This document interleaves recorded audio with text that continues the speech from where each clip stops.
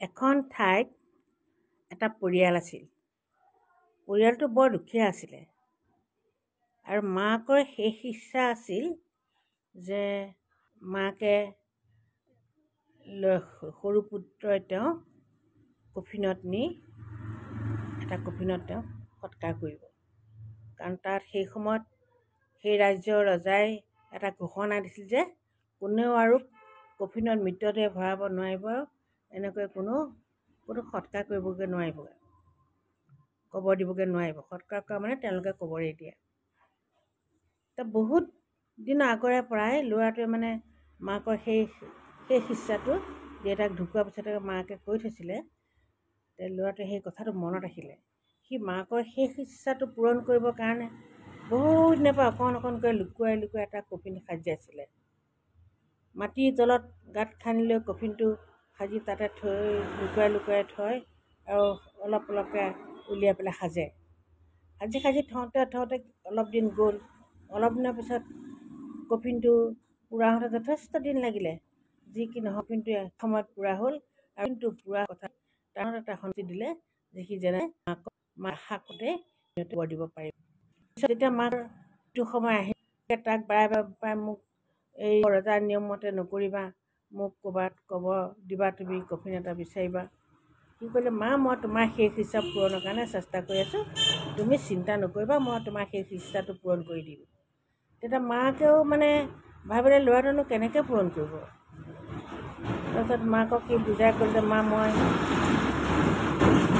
Coffin এটা সাজি আছোঁ তোমাৰ কাৰণে, তোমাক কবৰ দিবৰ কাৰণে মোৰ কফিনটো প্ৰায় সজা হৈ গৈছে। তেতিয়া হ'ল কি, মাকে কথাটো এটা বিশ্বাস কৰিলে। কাৰণ ল'ৰাটো বৰ বাধ্য আছিল আৰু একান্ত বাধ্যৰ নিচিনাকৈ কথাবিলাক শুনে। সেইকাৰণে মাকে বিশ্বাস কৰিলে আৰু কফিনটো সি সাৰিছে বুলি মাকে ধৰি ল'লে। এসময়ত যেতিয়া মাকৰ মৃত্যু একেবাৰে ওচৰ চাপিল, তেতিয়া সি মাকক দেখুৱালে যে মা এইখিনিতে তোমাৰ কফিন মই থৈছোঁ, মই তোমাক ইয়াতেই ভৰাই তোমাক মই কবৰ দিম। মাকে ভৰি তাক আশীৰ্বাদ দিলে। মাকৰ শেষ ইচ্ছাটো পূৰণ কৰাৰ কাৰণে কিমান যে ল'ৰাটোক আশীৰ্বাদ দিলে। মাকৰ আৰু মানে মৃত্যুৰ কোনো দুখ নাই, মাকে খুব শান্তিৰে মৰিবলৈ ভাল পালে। অৱশেষত ই কফিনটোত মাকক ভৰাই কোনেও নেদেখাকৈ মোমায়েকৰ মাতি আনিলে। মোমায়েকৰ সহযোগত কফিনটো নি পেলাই যি ঠাইত কবৰ দিয়াৰ কথা ঠিক কৰিছিলে তাত থ'লেগৈ আৰু মাকক তাতে কবৰ দিলে। মাকৰ এই শেষ ইচ্ছাটো পূৰণ কৰি সিও পৰম কৃতাৰ্থ হ'ল। সিও খুব ভাল পালে। সি ভাবিলে যে জীৱনত মানুহে কৰিব নোৱাৰা কাম নাই। বিশেষকৈ পিতৃ মাতৃৰ ইচ্ছা পূৰণ কৰাটো যে পুত্ৰৰ কিমান ডাঙৰ কৰ্তব্য, সেই কথাটো সি বুজিলে আৰু মাকক সুন্দৰকৈ সেই কফিনত কবৰ দি সি শান্তি পালে। আৰু সেই দেশৰ কোনো খা খবৰ নাপালে। সেই দেশৰ সেই ৰজাৰ যি তেওঁ নিৰ্দেশ জাৰি কৰিছিল, সেই নিৰ্দেশ তেনেকৈ চলি থাকিল। সিও মাকৰ কফিন ভালকৈ কবৰ দিব পৰাকৈ দি সি শান্তি পালে। এই কথাটোৱে তাক বহুত শান্তি দিলে, সকাহ দিলে আৰু সি জীৱনৰ এটা পৰম কৃতাৰ্থ কৰিলোঁ বুলি ভাবি মনতে বৰ শান্তি কৰিলে।